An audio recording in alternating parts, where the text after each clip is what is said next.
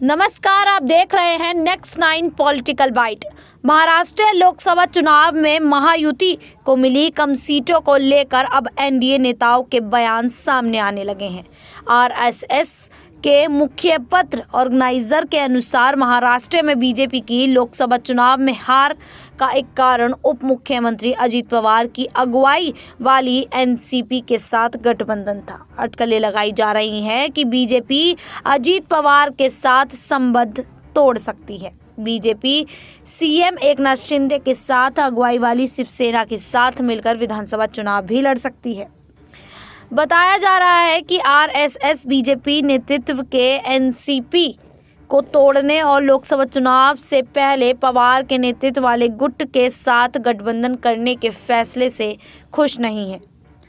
नाम न बताने की शर्त पर एक वरिष्ठ बीजेपी नेता ने कहा, आरएसएस बीजेपी कार्यकर्ताओं को पवार विरोधी नारे के साथ तैयार किया जा रहा है।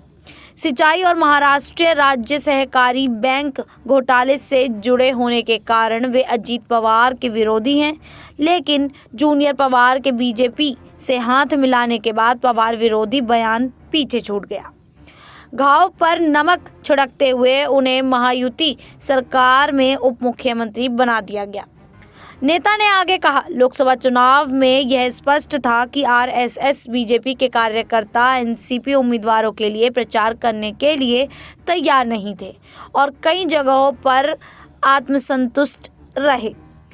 नतीजन 2019 में बीजेपी की सीटों की संख्या 23 से घटकर 2024 में 9 रह गई। आजीवन आरएसएस कार्यकर्ता रतन शारदा ने ऑर्गेनाइजर में अपने लेख में कहा कि अजीत के साथ गठबंधन करने से बीजेपी की ब्रांड वैल्यू कम हो गई और यह बिना किसी अंतर वाली एक और पार्टी बन गई।